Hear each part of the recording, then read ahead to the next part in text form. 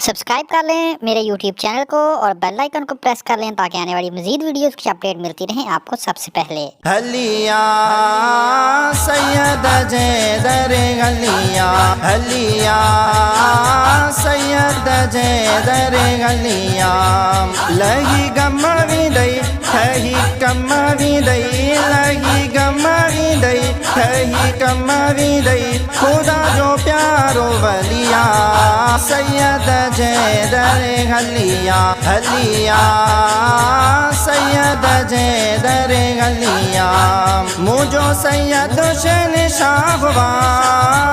दिल ने जो बादशाह हुआ, मुझो साईं कमर वारो, सैयद मुझो साईं कमर वारो, मुझो सैयद हुसैन शाह हुआ, दिल ने जो बादशाह हुआ, नूरानी पाक चेहरो सोनो चंद्र जेड़ो, नूरानी पाक चेहरो सोनो चंद्र जेड़ो, किसी मुनाफिक जली व्या सैयद जैदर गलिया, लही गमवी दई थही कमवी दई, लही गमवी दई थही कमवी दई, खुदा जो प्यारो वलिया सैयद जैदर गलिया, हलिया सैयद जैदर गलिया, सबके सैयद सा प्यारवा साईं अखिन जो ठारवा, मुर्शिद मुझो साईं कमर वारो, सैयद मुझो साईं कमर वारो, सबके सैयद सा प्यारवा साईं अखिन जो ठारवा, साईं मुझो प्यारो मुर्शिद कंबर वारो, साईं मुझो प्यारो मुर्शिद कंबर वारो, सोनो औलाद अलिया सैयद जैदर गलिया, लही गमवी दई थही कमवी दई, लही गमवी दई थही कमवी दई, खुदा जो प्यारो वलिया सैयद जैदर गलिया, हलिया सैयद जैदर गलिया, बोली अल्लाह से खारे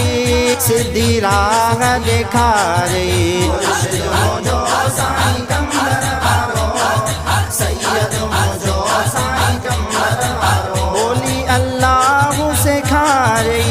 सीधी राह दिखा रही, रब जे ज़िक्र सां अंदर उठारे छॾई, रब जे ज़िक्र सां अंदर उठारे छॾई, किस्मत वई अॼु खुलिया सैयद जैदर गलिया, लही गमवी दई थही कमवी दई, लही गमवी दई थही कमवी दई, खुदा जो प्यारो वलिया सैयद जैदर गलिया, हलिया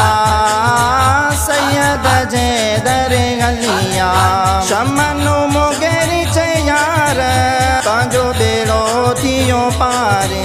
मुर्शिद मुझो साईं कमर वारो, सैयद मुझो साईं कमर वारो, शमनु मोगेरी चे यार पंहिंजो बेड़ो थियो पारे, मुर्शिद मिलियो रबर सैयद पहिरियों नंबर, मुर्शिद मिलियो रबर सैयद पहिरियों नंबर, दिलबर पंहिंजो दिलिया सैयद जैदर गलिया,